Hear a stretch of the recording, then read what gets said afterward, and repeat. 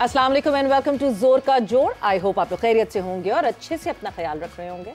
Another day another show and yes, अभी तक हम उसी कश्मकश में हैं कि क्या करना है भाई। जिस तरह पाकिस्तान ने वेस्ट इंडीज़ के अगेंस्ट कल टेस्ट मैच का इख्तिताम किया, इनफैक्ट वेस्ट इंडीज़ ने जिस तरह इख्तिताम करवा दिया उस मैच का, क्या किस तरह ढूंढें, क्या हम अपनी आइडेंटिटी ढूंढें और उस आइडेंटिटी को अप्लाई कर सकें। साथ ही साथ चैंपियंस ट्रॉफी पे बहुत सारी बातें मुसलसल हो रही हैं and eventually the ticket prices are out and they are out for sale. So yes, जिसने टिकट्स खरीदने जल्दी से खरीद लें, बचेंगे कि नहीं बचेंगे, बहुत सारी डिस्कशन होगी इसी हवाले से। मैं हूँ सवेरा पाशा और मेरे साथ मौजूद हैं हाफिज़ मोहम्मद इमरान। और बिल्कुल सवेरा चैंपियंस ट्रॉफी के हवाले से जब आपने जिक्र किया कि जो टिकटें हैं वो पाकिस्तान क्रिकेट बोर्ड ने ऐलान किया उसका 25,000 तक वैसे जाती हैं। जब आप बहुत ही पुरतायुश मैच देखना चाहते हैं तो आपको 25,000 रुपये खर्च करना तो आपको 25,000 रुपये खर्च करना पड़ेंगे चैंपियंस ट्रॉफी के लिए। चूँकि पाकिस्तान क्रिकेट बोर्ड की तरफ से कदाफ़ी में, रावलपिंडी में और उसके साथ नेशनल स्टेडियम में भी तामीराती काम जारी हैं, इस हवाले से भी हर लम्हे अपडेट वहाँ से भी हो रहे हैं। लेकिन बुनियादी तौर पर सवाल जो उठ रहा है वो ये कि क्या पाकिस्तान टीम जो कि वेस्ट इंडीज़ के खिलाफ सीरीज़ हारी है, क्या नफसियाती तौर पर कहीं खिलाड़ी इस दबाव में आ सकते हैं या नहीं आ सकते हैं, इससे निकल सकते हैं क्योंकि से अफ्रीकी सीरीज़ भी है। ये वो तमाम चीज़ें हैं जिस पर हम गुफ्तगू कर रहे हैं। हमारे साथ मौजूद है पाकिस्तान क्रिकेट बोर्ड के साबिक़ चीफ सेक्रेटरी जनाब अज़हर खान साहब। अस्सलाम वालेकुम खान साहब। अस्सलाम वालेकुम जी, बहुत शुक्रिया हाफिज़ साहब। बहुत बहुत शुक्रिया आपका, बहुत बहुत शुक्रिया। और पीजे मीर साहब भी इंटरनेशनल क्रिकेटर हमारे साथ मौजूद होंगे। अस्सलाम वालेकुम पीजे साहब। मेरे ख्याल से अभी ज्वाइन इन करेंगे। अच्छा पीजे साहब, मेरा ख्याल है वो आजकल ना कोई नेट का भी मसला है खान साहब, बिल्कुल। ये बताइएगा किस तरीके से आप देखते हैं इस सारे सूरत हाल को। सह अफ्रीकी सीरीज़ होनी है लेकिन जो पाकिस्तान वेस्ट इंडीज़ के ख़िलाफ़ हारा है, मतलब बॉल थोड़ा स्पिन होगा, थोड़ा मुश्किल हो जाएगा तो फिर बिल्कुल मुश्किल हो जाएगा खेलना। हाफिज़ साहब, बात यह है कि आप ज़्यादा इसलिए भी बताएंगे क्योंकि आप तो स्पिन को बहुत अच्छा खेलते थे और आप जब खेलते थे ये भी सुना कि पटाखे की आवाज़ है, पटाख नहीं। मैं बात करूंगा कि आपने जो कहा ना कि स्पिन को खेलने का जो महारत है वो क्यों नहीं है। जब हम फर्स्ट क्लास क्रिकेट खेलते थे ना तो मैं आपको वो सेंटर्स बता देता हूँ, वो वेन्यूज बता देता हूँ जहां पर स्पिनिंग पिचेस बनती थी और हमेशा स्पिनर्स डोमिनेट करते थे। सबसे पहली जो थी ना वो रेलवे स्टेडियम, ठीक है, क्योंकि रेलवे के पास 3 या 4 आउटस्टैंडिंग स्पिनर्स होते थे। अहद खान, नज़ीर जूनियर और वो अनायतुल्ला, और ऐसा एक बॉलर था उनका जो कि जिसके बारे में मिस्ट्री नहीं है अभी कि हमारे पास इब्रार अहमद की शक्ल में मिस्ट्री बॉलर है। वो जो थे ना बॉलर ऐसे थे कि अपनी पिचेस पर वो किसी को नहीं बख्शते थे। मतलब अगर रेलवे स्टेडियम में आपका मैच है ना तो यू नीड टू पुट 100%, और आपको टेक्निकल नो हाउ, आपकी स्किल, आपको उन बॉलर्स को खेलने का तजर्बा और आपकी जो ग्रूमिंग है ना वो कहाँ पर भी होती है, आपकी क्लब क्रिकेट में, कॉलेज क्रिकेट में और यूनिवर्सिटी क्रिकेट में। इस तरह का जो सिलसिला था ना हाफिज़ साहब, अभी आपने जो बात की है वेस्ट इंडीज़ की, तो मुझे ये बताएं कि कितने प्लेयर्स हैं आपके जिन्होंने पाकिस्तान में रहते हुए स्पिनिंग ट्रैक पर अपने आप को बिल्ड किया हो। You just give me couple of players name even apart from Mohammad Rizwan and Saud Shakeel. अच्छा, अब साउथ शकील की बात होती है ना सवेरा, तो बात ये होती है कि वो उसकी ब्रॉटअप जो हुई है ना वो कराची की उन पिचेस पर हुई है जो टेलर मेड थी स्पिनिंग बॉलर्स के लिए। आप यूथ सेंटर का अगर आपने नाम सुना हो तो I have played first class match at youth centre, और इतना कुछ डेंजरस वो स्क्वायर था, वो पिचेस थी कि अगर आप में टेक्निकल नो हाउ नहीं है, हैंड आई कोऑर्डिनेशन नहीं है, आप स्पिनर के पिच पर नहीं जा सकते या बैकफुट पर आप जाके खेलते हो। जब तक आपके पास ये टेक्निकल नो हाउ नहीं, आप मेरा ख्याल है 3 या 4 ओवर भी सरवाइव नहीं कर सकते। नहीं, बट फिर ये बड़ी परेशानी की बात नहीं बनती है कि ये लड़के जो हैं ये टीम में काफ़ी टाइम से, ऐसा नहीं है कि ये कोई नए लड़के हैं, दे आर न्यूबीज, अभी ये सीखेंगे, अभी ये करेंगे, अभी इनको समझ आएगी। और हम इस पॉइंट पे ये रियलाइज़ कर रहे हैं, इनके सीनियर्स होने के बाद हम ये रियलाइज़ कर रहे हैं कि इनको स्पिन तो खेलना आता ही नहीं है। एब्सोल्युटली। अब आप देखें कि हमने बड़े बुलंद और बाग दावे किए कि जी हमारे पास ये नो हाउ आ गई है कि हमने स्पिनिंग पिच किस तरह बनानी है जी। इंडस्ट्रियल पंखे लगा दिए, हीटर लगा दिए, टॉप बिल्कुल ड्राई कर दिया। वहाँ पर मुझे ये बताएं कि क्या आपको बैठ के ये डिस्कशन हुई थी कि अगर हमें 150 रन भी करने पड़े या 250 भी करने पड़े तो हमारे प्लेयर्स के पास टेक्निकल नो हाउ है कि हम वो रन्स कर पाएंगे। अब जब वेस्ट इंडीज ने 254 का टारगेट दे दिया तो हाफिज साहब वो तो हिमालय को क्लाइम करने वाली बात थी। मैं आपको बता दूं, it was not up to this 254 133 पर आउट हुए। आप पहली इनिंग में 154 किया, उसके बाद उस मैच में आपने 150 किया था। वो कैसे ज्यादा कर गए खान साहब? कौन? वेस्ट इंडीज वाले। देखिए मैं आपको बताऊं, वो इसलिए कर गए कि वो they do not have to lose anything. वो पहला टेस्ट मैच हार गए थे ना, मगर जब उन्होंने देखा कि हमें 9 रन की लीड मिल गई है, that was very pivotal, very very important. वो 9 रन की लीड के बाद ना they have come out with this notion कि भाई हम तो अगर पाकिस्तान को अगर 200 भी कर देंगे ना तो ये पाकिस्तान नहीं कर पाएगा। नहीं तो मतलब फिर हम ये समझें कि जो पहली इनिंग हुई उसी में पाकिस्तान हार मान चुका था और वेस्ट इंडीज जीतने के ट्रैक पे आ गया था। नहीं, मैं ये नहीं कहूँगा। मैं ये कहूँगा कि पाकिस्तान के पास एक गोल्डन अपॉर्चुनिटी थी। दो अपॉर्चुनिटीज आई। एक जब आपने 7 खिलाड़ी आउट कर दिए थे उनके, ठीक है, बिल्कुल 38 for 7, तो then they manage to score 164। अब वो जो था ना एक मरहला, उसमें क्यों नहीं हमारे बॉलर्स ने उन रिमेनिंग जो 9वां और 10वां खिलाड़ी था उसको आउट क्यों नहीं किया? बट बॉलर्स तो वही थे जो पहले बॉलिंग कर रहे थे, जिन्होंने बाकी वो 7 विकेटें गिराई थी, वही वो बॉलर्स थे। अचानक क्या हुआ? क्यों उन बॉलर्स की उस परफॉर्मेंस में ऐसा एक डिप आ गया? क्यों वो टेल एंडर्स इतना चढ़ के खेलने लगे जिनकी कोर जॉब बैटिंग नहीं है? सवेरा मुझे ये बताएं, Salman Ali Agha, he is considered to be a batter who can बोल।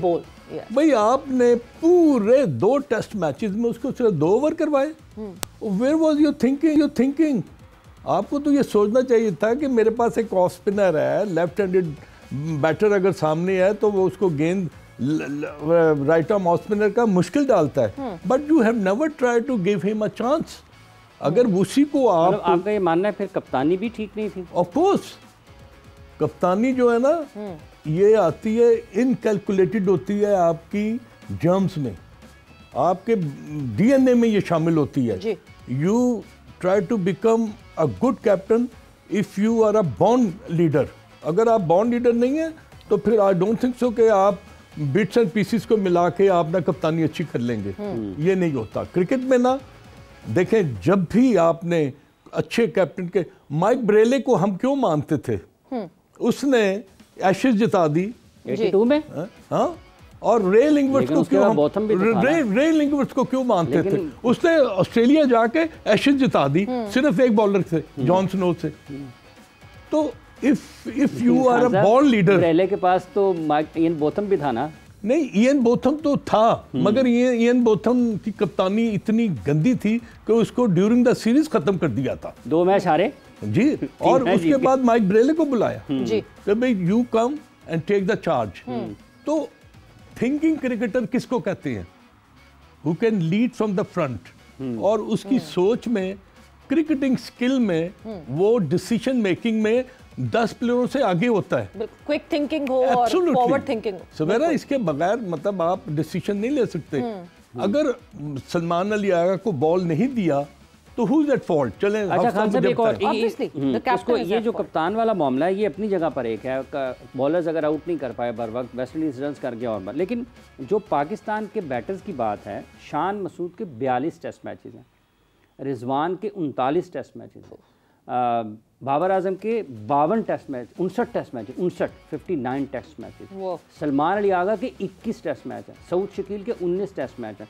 तो ये 5 बैट्समैन थे जिन्होंने रन करना था।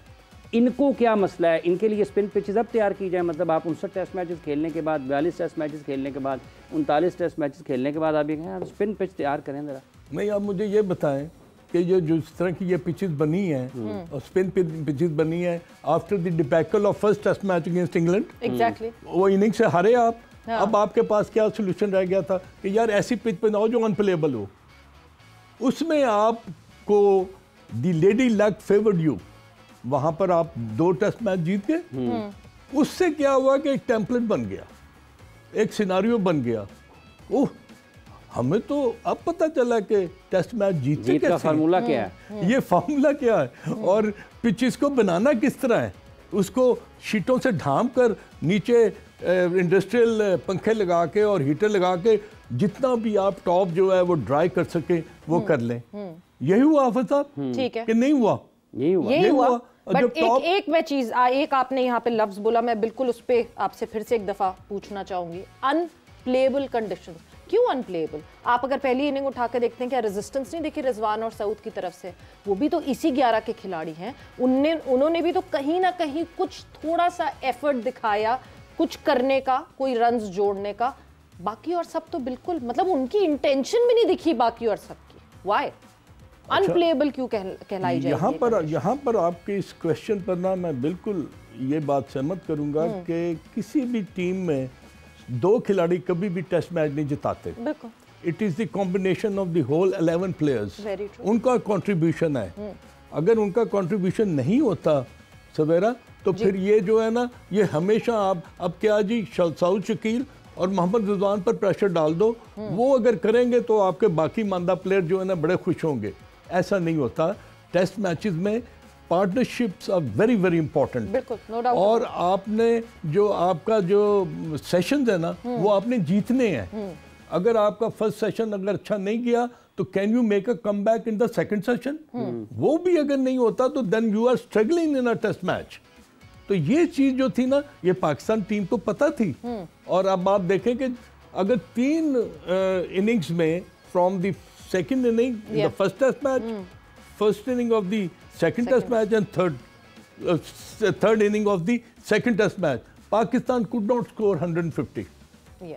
अब आप जरा इसको एवेल्युएट करें, एनालाइज करें और स्किल लेवल पाकिस्तान का और स्पिनर्स को खेलने का। भाई अगर आपने ऐसी पिचें बनाई थी तो पहले ये तो सोचते कि क्या आपकी टीम में इतनी महारत है, इतनी उनमें लगन है, जज्बा है, वो खेल सकते हैं स्पिनर्स को? क्यों नहीं खेल सकते ना खान साहब?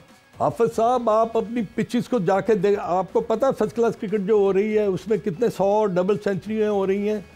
तो वो तो लंबी बैटिंग ना खान साहब, लंबी बैटिंग में आप सीखते हैं। नहीं, लंबी बैटिंग में आप सीखते जरूर हैं, मगर on what ball you are using and what sort of pitches you are playing.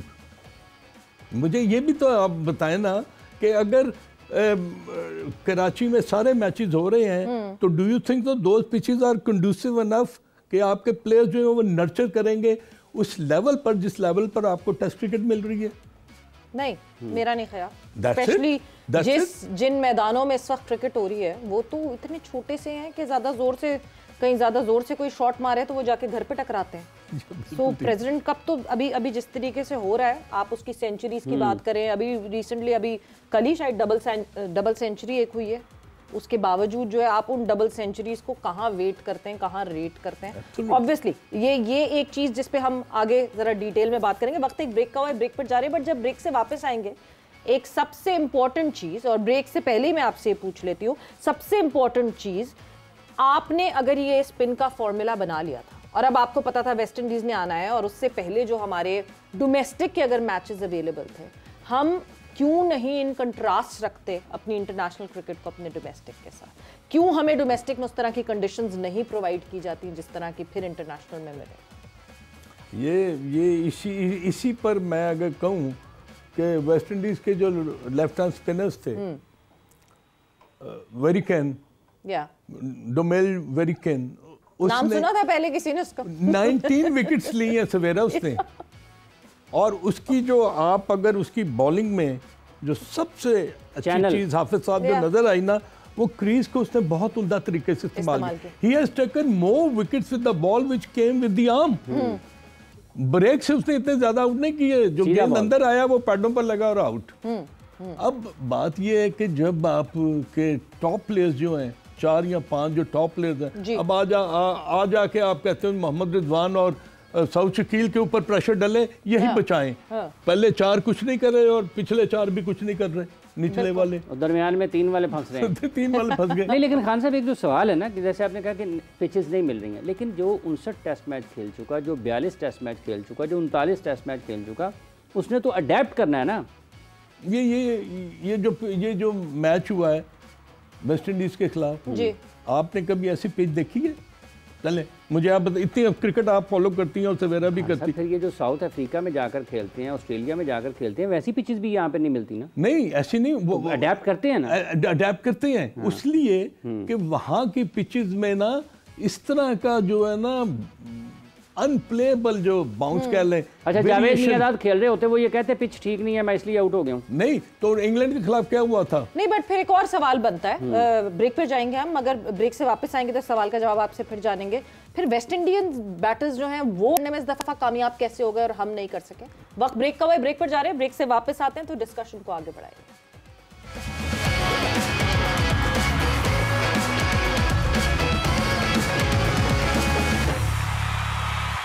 जोर का जोड़ में आपको एक मरतबा फिर खुशामदीद कह रहे हैं। बात हम कर रहे हैं पाकिस्तान क्रिकेट टीम की वेस्ट इंडीज़ के खिलाफ नाकामी की, और क्या ये नाकामी असरअंदाज हो सकती है पाकिस्तान की चैम्पियंस ट्रॉफी की तैयारियों पर। इसी हवाले से साबिक chief selector Pakistan cricket board Azhar Khan साहब हमारे साथ मौजूद हैं। इंटरनेशनल क्रिकेटर जनाब पीजे मीर साहब भी हमारे साथ प्रोग्राम में शरीक हो चुके हैं। पीजे साहब, अस्सलाम वालेकुम। वालेकुम सलाम हाफिज़, अस्सलाम वालेकुम सवेरा। वालेकुम अस्सलाम। बहुत बहुत शुक्रिया पीजे साहब। क्या पाकिस्तान के खिलाड़ी स्पिन खेलना भूल गए हैं या पाकिस्तान में स्पिनर स्पिन करना भूल गए हैं? हाफिज, ये आज की कहानी नहीं है, ये बहुत पुरानी कहानी है। हम एक तो लड़कों को इस तरह तैयार कर देते हैं कि ये वर्ल्ड बीटर्स हैं। ये अजहर बैठा हुआ है, इससे पूछ लें, हम एक फर्स्ट क्लास मैच खेल रहे थे पता नहीं किसके साथ यूनिवर्सिटी ग्राउंड्स पे, तो शाम को कॉल आ गई आगा जायद को कि वेस्ट इंडीज के खिलाफ खेलो 74 का टेस्ट मैच लाहौर का, पूछ लो। तो वो बेचारा आज वो इज़हार अहमद को खेल रहा है, अगले दिन एंडी रॉबर्ट्स को खेल रहा है। हमारी तैयारी कहीं भी है ही नहीं है, हम तैयारी करते ही नहीं है। ये अजहर इतना अच्छा क्रिकेटर, ये मेरे लिहाज से टेस्ट मैच क्रिकेटर, इस बेचारे को एक टेस्ट देके उसके बाद पूछा ही नहीं इसको अजहर को। ये हम करते हैं, आप इंस्टेंट सक्सेस मांगते हैं, इंस्टेंट कहते हैं कि हर चीज हो जाए and then you want results. Long term planning हमारी होती कोई नहीं है। आज हम तनकीद करेंगे इस लड़के के ऊपर, बराए तामीर, ये शान के ऊपर। अब यहाँ चाहिए कि शान को बिठाए, को पुराने कैप्टन्स हैं उनके साथ इसकी बातचीत कराए, इसकी थिंकिंग को इंक्रीज करे। ये नहीं कि अब शान ने ये हार गया तो अब शान की छुट्टी कर दो, फिर कोई नया ले आओ, फिर कभी रिजवान पे वो बैंक कर दो, या वो शकील लड़का उस पर। आपने एक 11 मेंबर टीम को निट करना है। जब ये निट नहीं होंगे आप जो मर्जी कर दो। और जब हम टेस्ट मैच की बात करते हैं, you should be able to play on all kinds of wickets. इसी को तो टेस्ट कहते हैं हम, यही तो टेस्ट मैच है। और टेस्ट मैच अलग अलग कंडीशंस की। बट पीजे, आप जब ये बात कर रहे हैं कि नहीं जी, एक बंदा जो कि डोमेस्टिक खेलते ही अचानक जो है वेस्ट इंडीज टीम को उनको फेस करना पड़ रहा है, हम Babar Azam 59 test matches, Shan Masood 42 test matches, Mohammad Rizwan 39 test matches, मतलब the number of test matches that they have played, उसके बावजूद ये लेवरेज इन लड़कों को मिल सकता है? इस पे मैं आपको सवेरा यही कहूंगा कि जब मैं और अजहर हम खेल रहे होते थे, हमें मेरे ख्याल 10 रुपए या 15 रुपए मिलते थे। आज लड़कों का फोकस कहीं और है। ये साबुन बेच रहा है, चावल बेच रहा है, ये बेच रहा है, आज इनकी कंसंट्रेशन कहीं और है। ये बात करें कि जब आप फोकस हो, ये लड़के स्टेल हो गए हुए, इनको जो स्टेल हो गया इसको साइड पे करो, नए क्रॉप को आगे लगाओ, ताकि ये जब फ्रेश होंगे फिर इनको वापस लेके आओ। लेकिन हमारा जो आपने बुनियादी सवाल किया है, एक लड़का बाहर हो जाए वो दोबारा अंदर नहीं आता पाकिस्तान के अंदर, बड़ा मुश्किल होता है कि अंदर आ जाए। और अगर आ गया तो वो इसका बहुत बड़ा नाम होगा, उसको आप दोबारा खिला लोगे और बिल्कुल वो फायर्ड अप वो कारतूस होता है, उसको आप खिला देते हो। आपने एक कंसिस्टेंट पॉलिसी रखनी है कि जिसके अंदर आप रोटेशन पे चले। हमारा रोटेशन का है कोई नहीं, और यही वजह है कि हम हर जगह अपने आप को एनालाइज करते हैं, भाई हम क्यों आ रहे हैं। भाई ये वजह नहीं है, इन लड़कों में टैलेंट है। लेकिन अब आप देखो डोमेस्टिक क्रिकेट, इस मैच की बात कर लो, डोमेस्टिक क्रिकेट एक जमाने में टर्निंग होती थी, कादिर होता था, रकीब होता था, तौसीफ होता था, इकबाल कासिम होता था, हर किस्म के इंती भी आ गया था, हर किस्म के आप बॉलर्स खेला करते थे। हमने फास्ट बॉलर्स भी निकाले थे उसके अंदर। बट द क्वेश्चन इज, आपके पास टर्निंग विकेट्स भी थी, फास्ट बॉलर्स का वो एक ट्रियो आ गया, उसके बाद आपने वो स्लो विकेट सी भूल गए, आपके पास स्पिनर ही कोई नहीं। आपके जो स्पिनर आए वो ज्यादा फ्लोटर्स मारने के लिए या आप उसको आप कह लो कि तेज गेंद करने के लिए आ गए। हमने अपने आप को हर किस्म की एडेप्टेबिलिटी पे खिलाना है, डोमेस्टिक क्रिकेट में है कोई नहीं, और यही वजह है कि हम मार खाते हैं बड़े लेवल पे जाके। यही वजह है कि हम मार खाते हैं बड़े लेवल पर जाकर। जाहिद फारूक मलिक साहब ने रावलपिंडी से हमें ज्वाइन किया है, हमारे नुमाइंदे हैं वहाँ पर, उनसे जानते हैं कि जाहिद फारूक मलिक साहब से वहाँ पर रावलपिंडी वाक़यात क्या हैं, तैयारियाँ कहाँ तक पहुँची हैं। मलिक साहब अस्सलाम वालेकुम।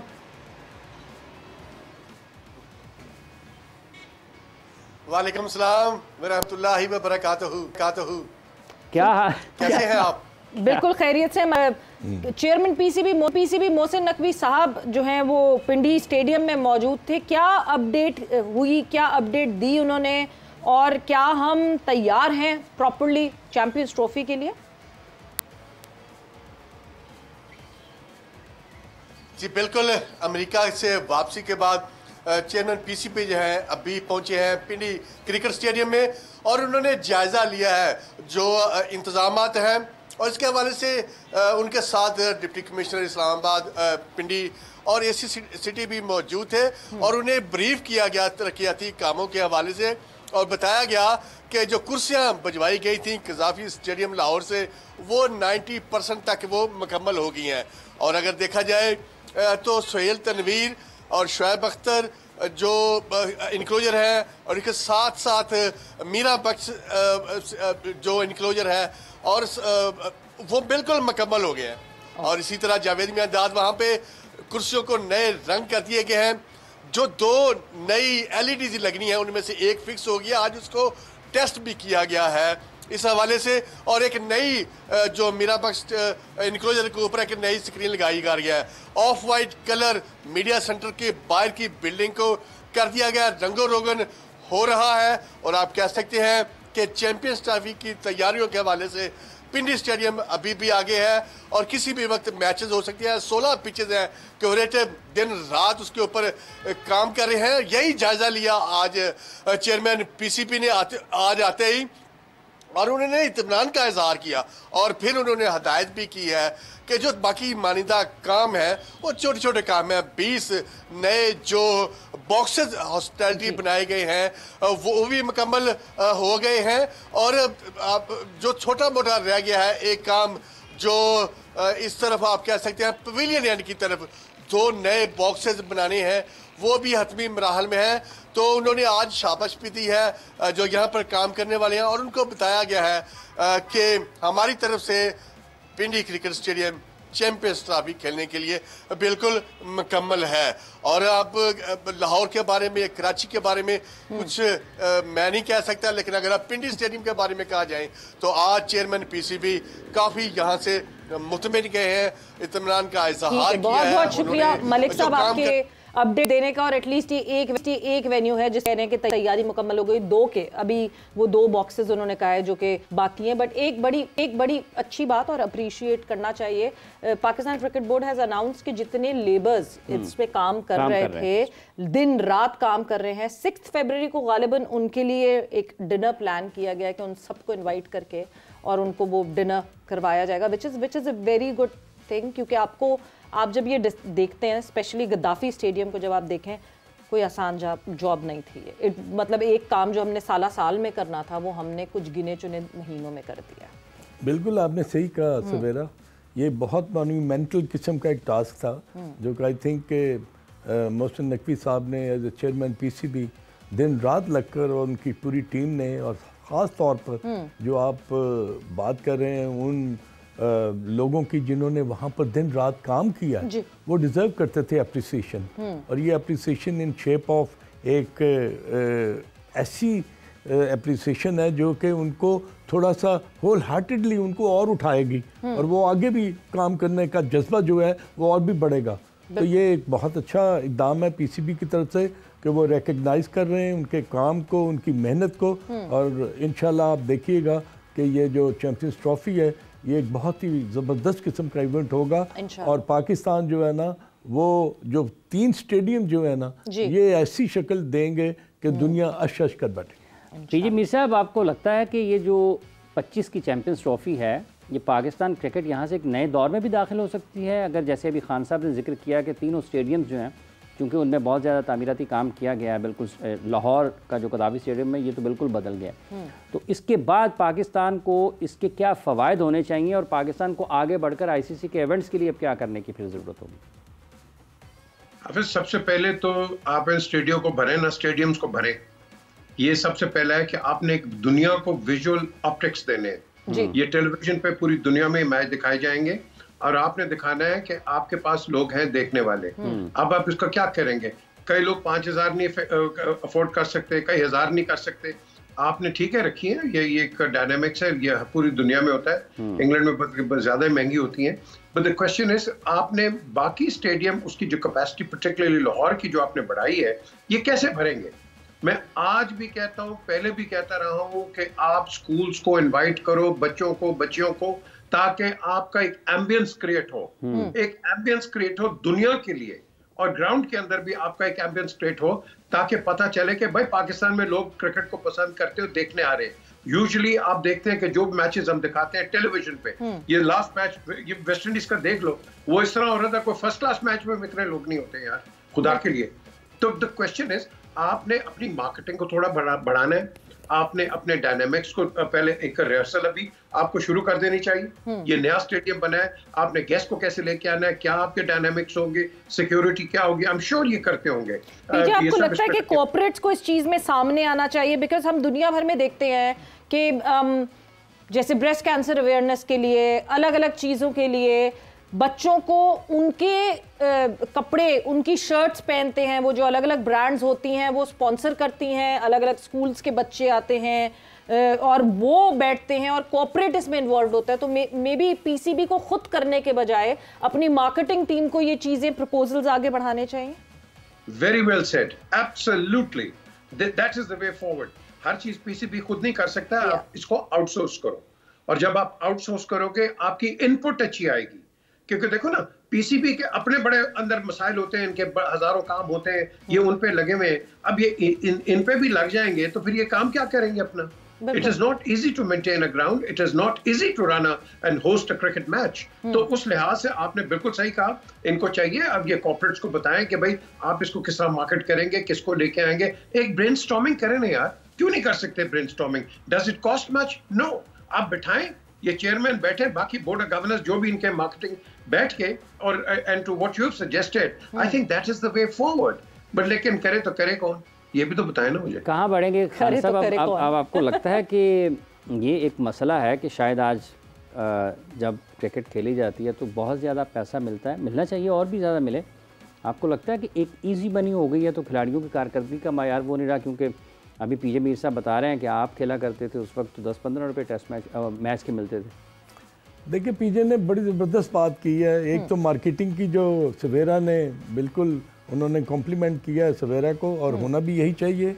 और ग्राउंडों को भरने के लिए जब तक आपके पास कोई एक्स्ट्राऑर्डिनरी आप कोई स्टेप्स नहीं लेते तो लोग देखने के लिए नहीं आते हाफिज साहब, क्योंकि आजकल मौशी हालात ऐसे हैं कि स्पेशली जो प्राइसिंग पॉलिसी है, आप साथ साथ अगर प्राइसेस दिखाते रहें तो हम उस पर भी बात कर सकते हैं कि जो प्राइस, जो सबसे सस्ता टिकट है कुछ मैचेस का दैट इज 1000 और कुछ मैचेस का दैट इज 2000। अब एक फैमिली ऑफ 4 अगर आती है, 8,000 रुपए वो खर्च करती है सिर्फ टिकट्स पे, उसके बाद खाना पीना जो है वो तो अलग है। तो वो ये इतनी बाइंग पावर है नहीं, बिल्कुल नहीं है।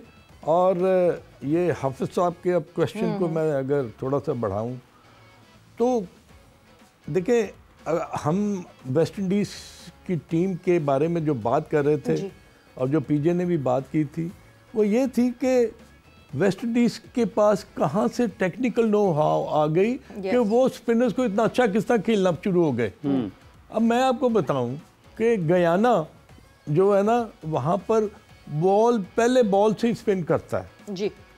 अगर उसके साथ बारबेडस में जाएं तो Barbados is supposed to be, एक ज़माने में बहुत तेज पिच होती थी। और आपको याद होगा कि इंडिया की टीम ये जब खेलने गई है वेस्ट इंडीज में तो इनके सिर्फ 5 खिलाड़ी आउट हुए थे, 4 अनफिट होके, इंजर्ड होके, हॉस्पिटलाइज्ड हो गए थे।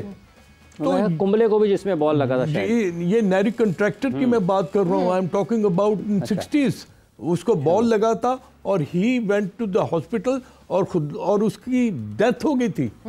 तो अब आपको मैं बताऊं कि जिस लेवल पर गयाना को कंपैरिजन करें, वहां पर उनके कौन, अब ये वेरिकेन जो है जी, अगर इसके आप एक्शन को देखें हाफिज साहब, तो इसका एक्शन जो है ना बिल्कुल आइडेंटिकल ऊपर से आता है, कान से लग के आता है। अच्छा, अब उसका जो इनकमिंग बॉल है ना, वो इतना डेंजरस होता था कि हमारे बैटर्स ये समझते थे कि गेंद स्पिन होगा, मगर स्पिन के बजाय बॉल अंदर आता था। जब अंदर आया, पैडों पर लगा। आजकल जो DRS सिस्टम है वो तो आपको बचा ही नहीं सकता। Once the ball is hitting the stumps, you are out.